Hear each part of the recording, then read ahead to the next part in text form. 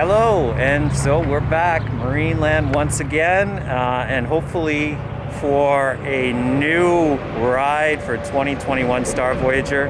It is the first day of operations here, so yeah, don't expect everything to be up and running quite yet, but hopefully it'll be an interesting day. This park was open last year without its rides open, as you'll probably know from watching the vlog from last year. So yeah, we're gonna head inside. I'm gonna give you an atmospheric tour, as always, of what it's all about. We're gonna try to get on every ride that they have available. Hopefully Dragon Mountain is up and running, but I have a pass, so I'm gonna be back probably more than once anyway this year.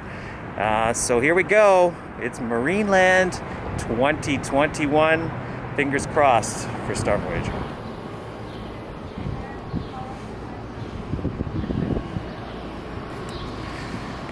Just did my little check-in here with guest services because, as everybody knows, this park has a colorful past, and I just want to make sure that they know everything's cool. Not everything's open today, unfortunately. Didn't anticipate that. The announcement that they were going to open kind of came, I don't even think it's been a week since it was officially announced. So, you know, that was going to happen anyway. But just to give you an idea of what it's all about here today, yeah, I bet half of the rides, including unfortunately Dragon Mountain, are closed. All the exhibits, of course, are open. So I have been in like some of these exhibits, like the Penguin Palace, so we're going to start with that today. But the signage for the actual restrictions, if you want to have a look at what's up with that, you can of course pause it and have a look at that. But I've never actually been over this section, so I'm going to go check it out. Not actually going to go check it out because it's COVID restrictions. We can't do that right now. So normally there's the aquarium section, which you can kind of miss sometimes. It doesn't look like there's any new buildings or anything like that over there. This park, as well, as you probably will know if you're watching this, is kind of for sale, maybe. The history behind it, and the gentleman that created the park is no longer, unfortunately, with us. So yeah, it doesn't look like its current incarnation has a future.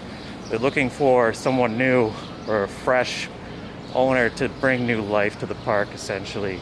I do like, though, that what Marineland's original vision was is still essentially in place, which is really kind of gives it a atmosphere that, after being at Wonderland the last 2 days, I will admit it's not there, but it is here. What I'm saying is it has a certain magic about it that's not available at that other park.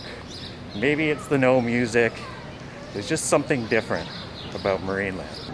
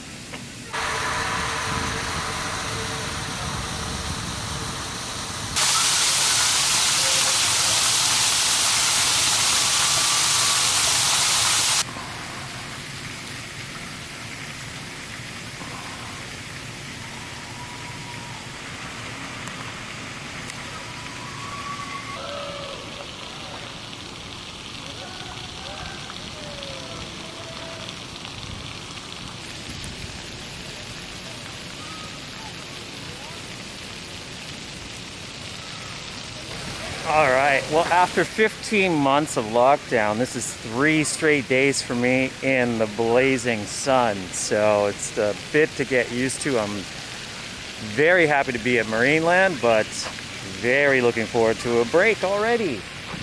We have the deer pen, obviously, enclosure behind us here. And ever a better day to be enjoying one of the water attractions like Polar Splash behind me.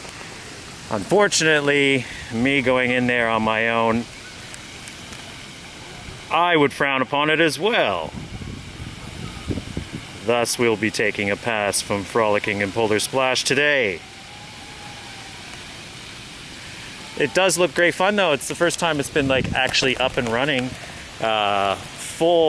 Full blast with like an actual group of people in there, lifeguards, and the full complement of what it's about. Yeah, I'd love to be in there right now, but yeah, not for me.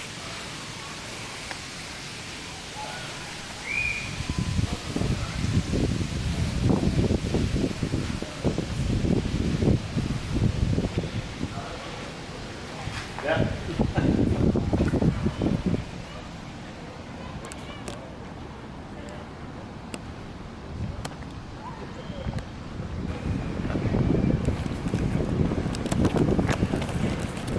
Well, here we are in the Deer Enclosure. It's still original to how it normally was. I've never actually been in there with the deer, unfortunately. I didn't get to experience it, at least as far as I remember, in its original form. But yeah, you can still go in and you know, pet them and stuff like that. But this space is still incredible. I love the actual structure of this building. I've said it a million times in vlogs before, but the infrastructure here is amazing. I can't even think of what you could do with a building like this other than, you know, house the awesome washrooms that it has inside it.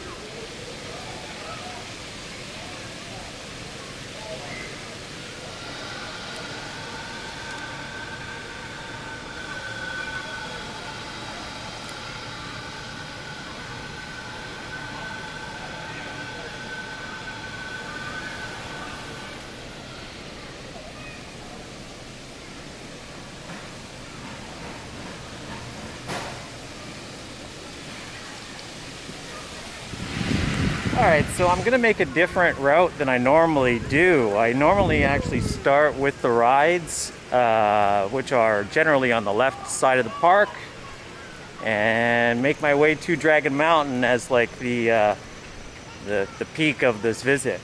But I'm going to go down this different route because with Dragon Mountain being closed, yeah, the route has to be adjusted somewhat. Questions from my Wonderland vlog, but like pertain to here as well. The concessions are actually open, and I think outside of the heat, try to, you know, throwing my brain off a bit.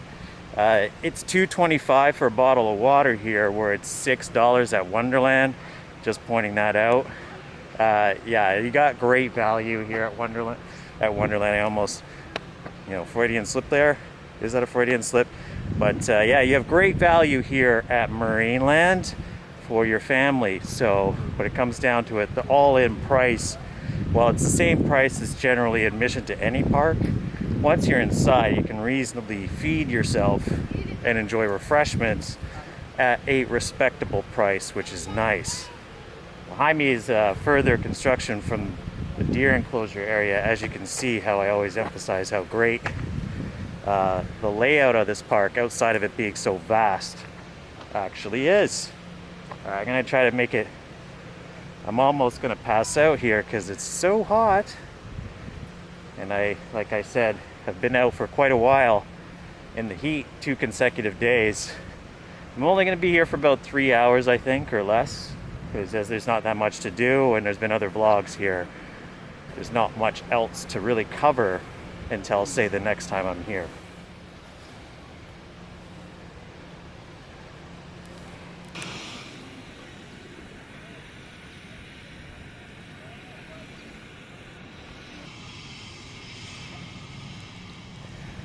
One thing about Sky Screamer, outside of it being one of the 2 best attractions in this park, is that you have to do the Sky Screamer Ascent in order to get to it. So if you're considering re-rides on it, you kind of have to make up your mind on top of that platform that we're about to get up to. 150 feet. Yeah, because you don't really want to be doing it more than once, especially on a hot day like today. Yeah, hopefully the humidity will break, but once that does, it's supposed to rain, so probably better to get this out of the way than to leave it at the end of the day when it could potentially close down due to stuff going on up there.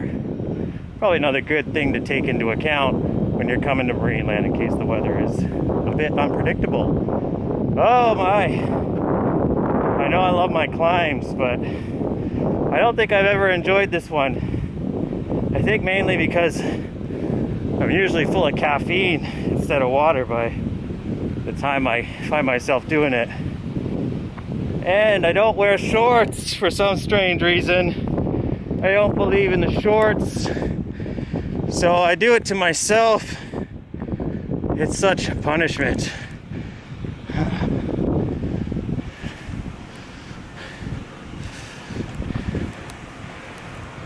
You watched my vlog from Wonderland on day one just a couple of days ago. Although I believe I took it out, but I scurried off when I saw some other vloggers present just because I was so sweaty and unpresentable. But now I find myself in the exact same situation here today where that might also occur. All right, halfway up the hill.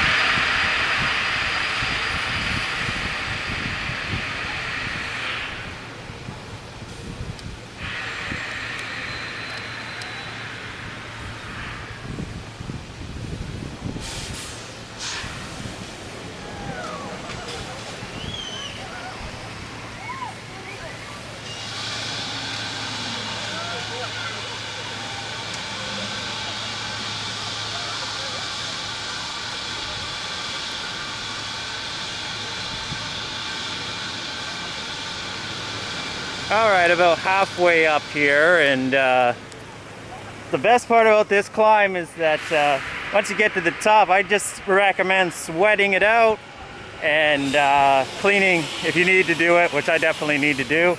A little cleanup at the top at the nice washroom.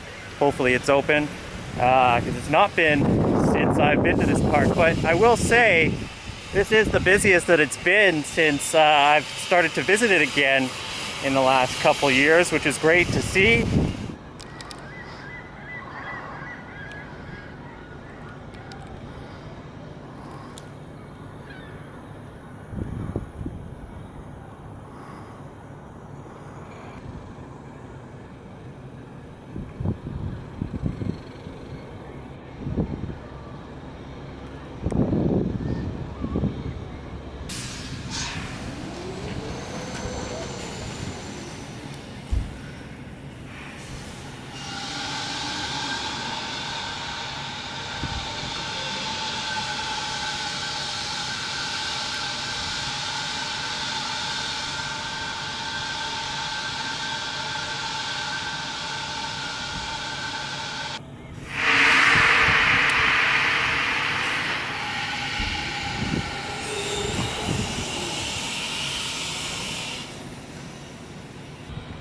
We're at the top of the platform after a slight little break so I could clean up as promised. It was weird because being at Wonderland yesterday, it definitely felt like I had not been there in so long. Whereas here, it hasn't been more than a year since I've been back, so it doesn't feel that strange. Except for the fact that thankfully the rides are running. So the last time I visited up here, I was the only person up here.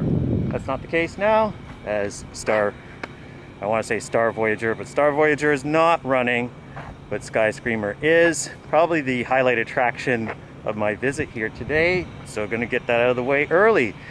But from this area you can also see obviously Star Voyager, which in the distance is just down in what, you know, I just have to say it, but as much as it does look a bit zoological, or like a zoo anyway, Really, like, when you look at the scenery down there, that's amazing to look at. There's nothing that's like an eyesore, nothing that sticks out with vibrant colors. It all looks like it should be where it's placed.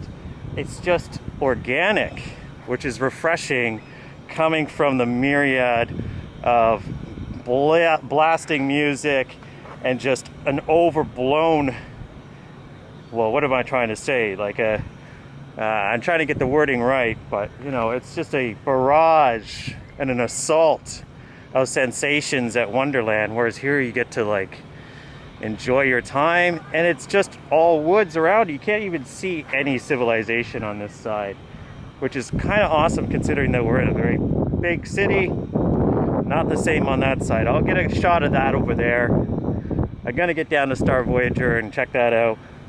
We'll go on Sky Screamer. We'll get down from this mountain, and we'll carry on the vlog down over there.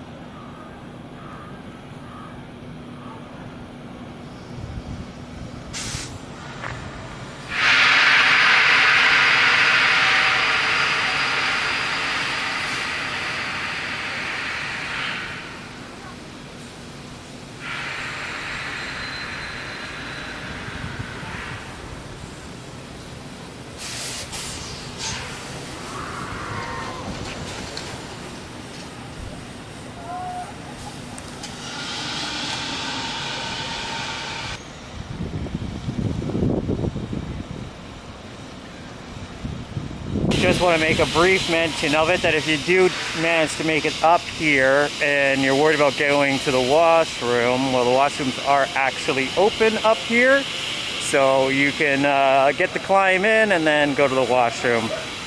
No worries about it being closed for COVID concerns, just an FYI.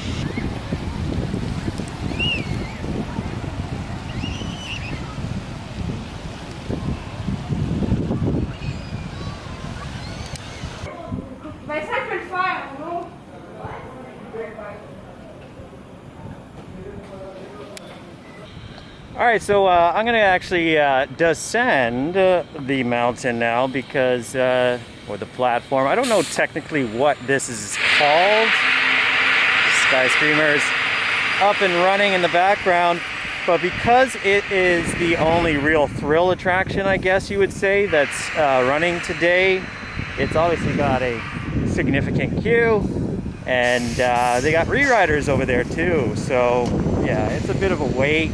They're only running one car, understandably, which is really kind of perfectly fine for the park, because it's not busy enough really to have more going on there, even with COVID.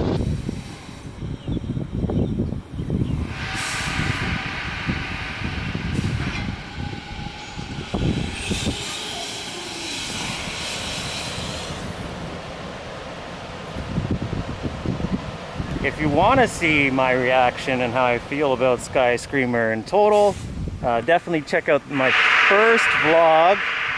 Every time I talk about it, it decides to respond. But check out my vlog from 2019 where I get my own ride on it exclusively. I felt quite privileged. I'll probably wait until that condition returns before I go back up the mountain for a ride. But that won't be so long, because once they get all the rides running, I will definitely be back here very, very soon. All right, Marineland, if you're listening, and I know you are, Segways. If you had Segway scooters in here, could you imagine having the ability to actually, I don't know how from an insurance standpoint that would work, but just having come down the main path that leads to the deer pen that way, coming down that might be a little bit crazy, but you can throttle those machines so that way they don't go so fast, or even do tours of the park on Segways, or some sort of like personalized.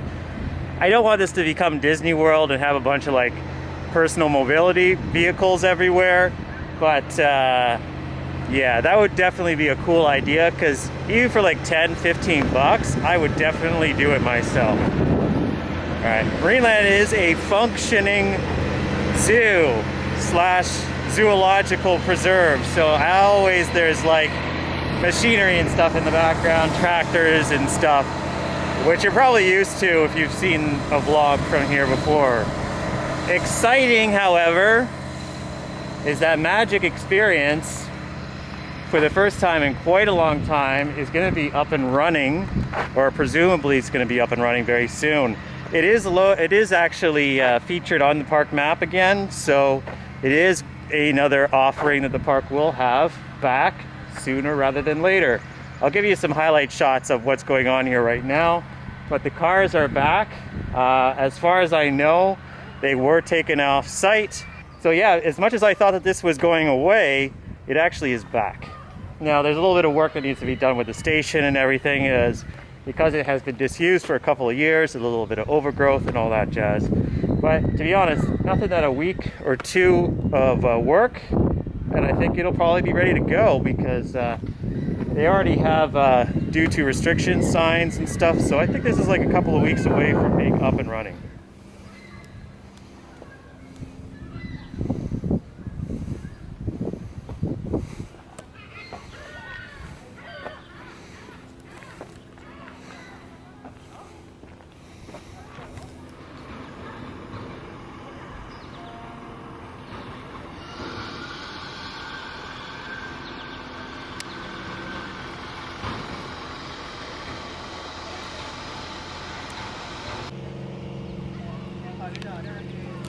Magical experience, very exciting to have one of these Huss rides still operable. This park loves Huss rides, so it's actually unofficially the Huss Museum of Canada. I'm gonna just call it that from now on. Huss Museum of Canada, featuring magical experience.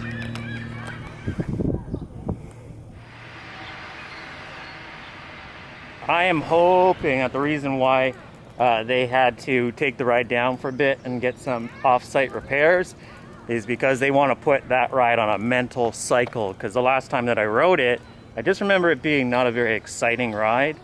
But I have heard that on the right day or the right ride in the right cycle, that it can be quite exciting to ride actually. So let's hope that that's actually the case. From the looks of it, I would say it's not looking like any different than it had before. A lot of it speaks for itself. It looks like a ride that's been running still for many years. It hasn't really had much done to it, so it's probably had a minor technical issue, of which they've managed to figure out now.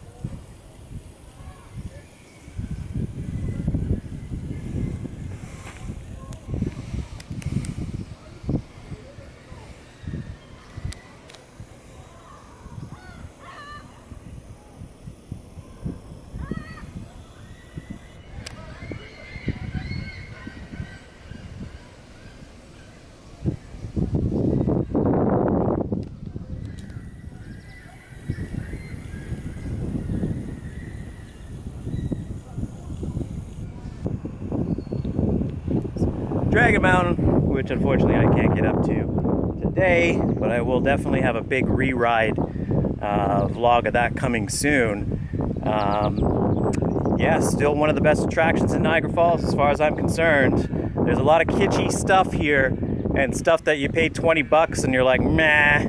But this thing being over 35 years old, and for what it is and the vision behind it, it still is one of the most it's a curiosity, an oddity. It's perfect for Wonderland. It is perfect for Niagara Falls because that's what Niagara Falls is. It's kind of like got that sort of weird atmosphere of things that seem out of place but are attractions nonetheless here.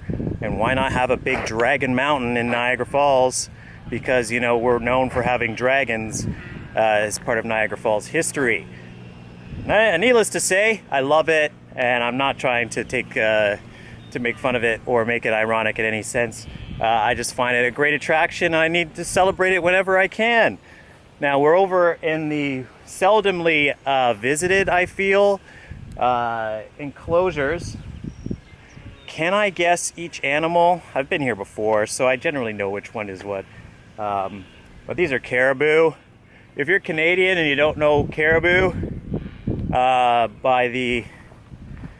if you're Canadian and you don't know caribou, and yet you come to the red deer sign and it tells you that they're red deer, not caribou, well, you're a pretty lousy Canadian, aren't you? Like this guy, apparently. But those are red deer, and they are frolicking about. They have very similar... Oh dear, they're coming this way. Oh no, what have I done? Oh no. Hopefully they don't come over here. I'm not really ready for animal visits, and this is a pack of... It looks like a pack of ruffians that you'd find in an amusement park looking for trouble or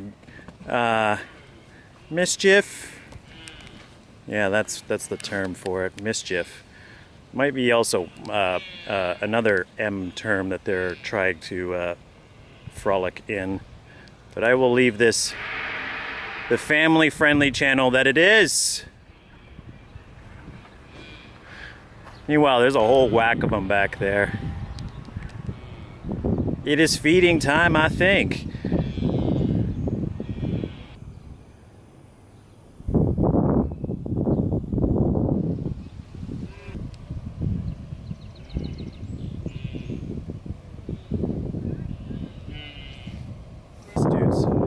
Antelores. Those are some antelores, sir, that you have. They're very impressive.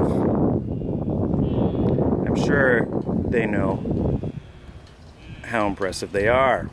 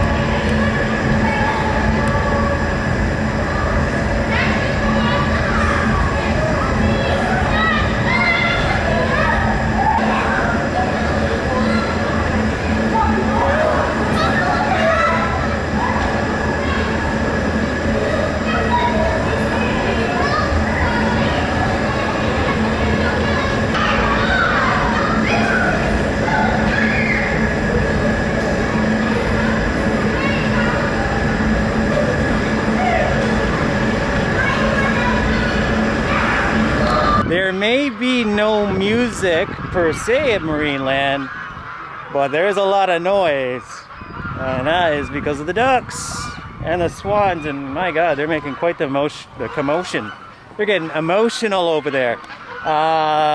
Despite how it may look, the park is not actually empty. I'm just trying to make sure that I do not shoot anyone that isn't prepared for it. But yeah, that's where all that noise is coming from. Our friends over at the bird feeding pond. When you're here, as always, make sure that you are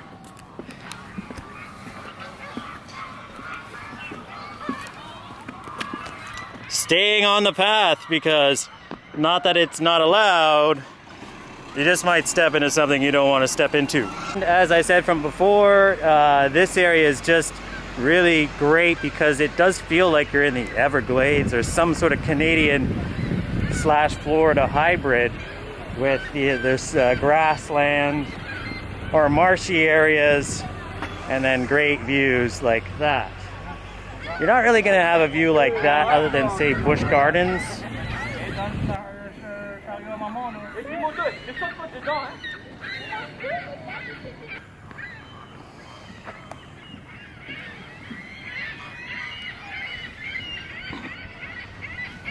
Alright, so we're just going to make our way over to the other side of the park now, where the other flat rides are located.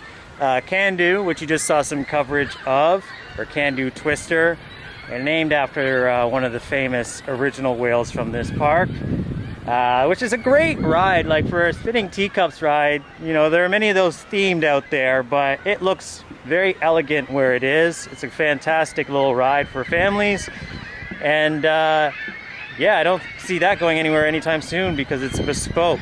It was built for the park, which is what I love about it.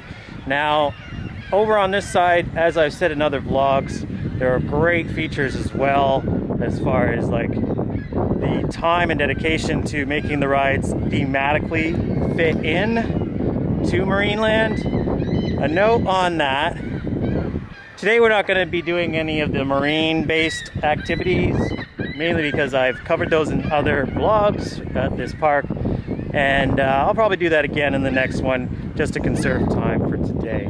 But as I was saying about that, I had an earlier conversation about the original aesthetic and vision for the park, and you really have a place out of time in the sense that I believe that John Holler was trying to set up a European-style village, much like for where his original homeland was, as the buildings have that medieval Gothic feel from, say, more Eastern European countries versus just traditional British theming or French theming that most people are familiar with. The reason why I say that is because the roofs of these buildings are more highly steeped, which is what you find in places like Prague, if you've ever been. And it just gives me that, I have luckily been to Prague, and it just, this place gives me that sort of feel of the walled city area. I'm not entirely 100% sure if John Holler was actually Czech, but I'm pretty sure it's pretty close. And I apologize for not knowing specifically. I believe he's Slovenian, however. Although I do, of course, stand corrected on that as well.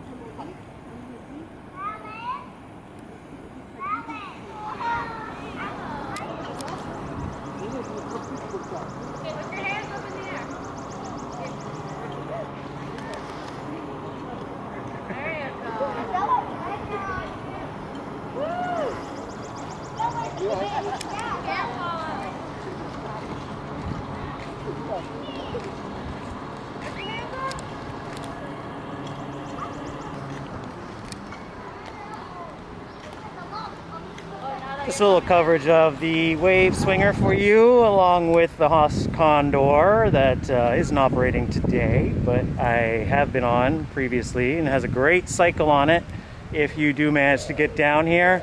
It's obviously also one of the last available, at least in this area, other than Laurent's Flying Dragon, which I love this ride, Magic Carpet. One of the best stations for a ride ever, temporarily out of service. That's totally fine because we'll be back to do all these rides in about 2 weeks' time, or at least so we hope. So there's only 2 more rides to cover over here before we go to the kids section and then head out of the park.